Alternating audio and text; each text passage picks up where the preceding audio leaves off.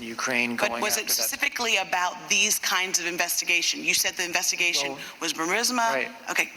In order to fight corruption, you need to conduct investigations. You need to see what Ukrainian citizens have been up to and doing. But So was that the these purpose of that? Or was it because the president, you knew that, well, that the president wanted those investigations to be done as a condition for them to actually have a meeting in the White House?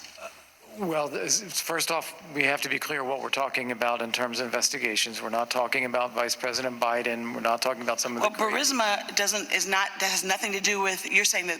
I'm saying that whether Ukrainians within the company of Burisma had acted in a corrupt way or sought to buy influence, that's a legitimate thing for Ukraine to investigate.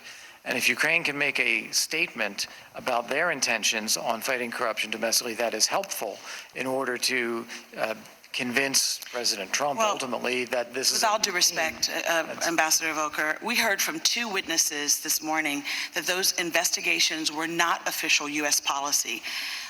Ambassador Volker, I don't know if you understand what you were getting yourself into, but sitting here today, I trust you understand that pressuring Ukraine to involve itself in U.S. domestic policy is just simply wrong.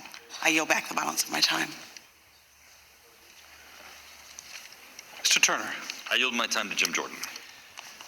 I thank the gentleman. Ambassador Volker, you were the special representative to Ukraine, is that right? That is correct. And prior to that, in your diplomatic service, you worked at the NSC, you were Deputy Assistant Secretary of State, you were Ambassador to NATO, Senate confirmed Ambassador to NATO in your distinguished diplomatic career.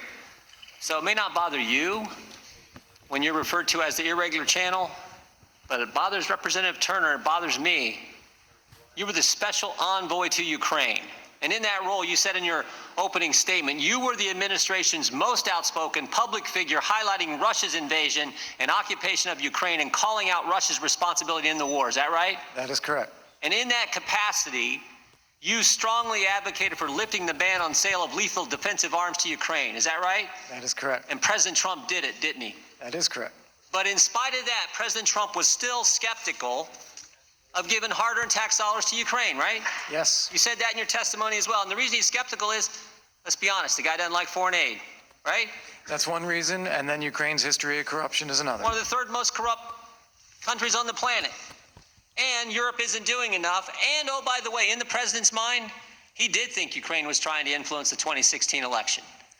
Because things happened. The Democrats want to deny it, but when the ambassador from Ukraine here to the United States writes an op-ed on August 4th, 2016, criticizing then-candidate Trump, that's certainly trying to influence the election. When Mr. Avakov, a key minister in their government, says all kinds of negative things about candidate Trump, that certainly looks like it's trying to influence the election. And when Mr. Lyshenko states in the Financial Times during the campaign the majority of Ukrainian political figures want Hillary Clinton to win, that probably sticks in a candidate's mind. I know we all run campaigns. When people say bad things about us in the course of the campaign, we don't necessarily think great things about them. But you were convinced Zelensky was the real deal, right? That is correct. Because you spent a lot of time with the guy. And guess what? When aid was frozen, you knew if you could get these two guys together, it'd work out. When aid was frozen, what did you say? You told the Ukrainians, don't worry about it. Well, you didn't say it. You said, don't be alarmed. Yeah. Right?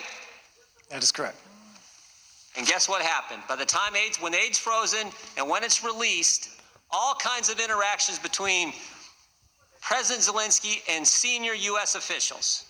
Right? Starts with the call. Starts with the call with President Trump and President Zelensky.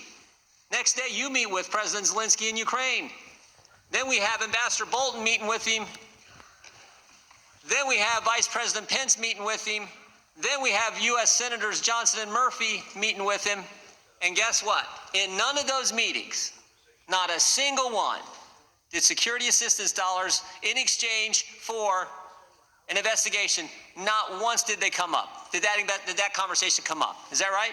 That is correct. Not once. No discussion of aid for investigations, and as you testified, you never believed aid for investigations was ever being talked about either in any of these conversations. That is correct. But what happened in those meetings? They all became convinced of the same thing you knew.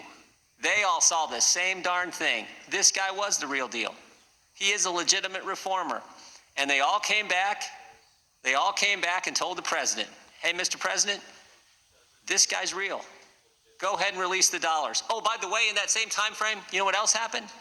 Their parliament, their newly elected parliament, as Mr. Morrison testified to, stayed up all night to pass the reform measures, to get rid of the prosecutor, to put in the Supreme High Anti-Corruption Court, to get rid of this ability, that no one in their Congress and their parliament could ever be hit with a crime. I mean, that's unbelievable. All that happens, and they come back and tell President Trump, hey, guess what? Time to release the dollars. And he did it, right? The dollars were released. Yeah, you did your job. You did your job. And you got to put up with all this because the Democrats are out to get this president. You did your job just the way Mr. Turner described. You did your job over all these years.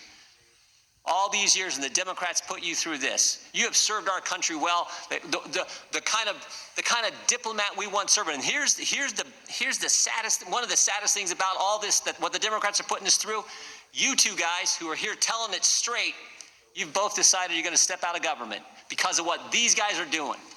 And that's the sad thing. People like Ambassador Volker and Tim Morrison, who have served our country so well, are now stepping out of our government because of what these guys are doing.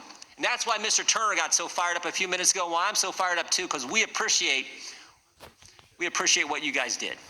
I yield back.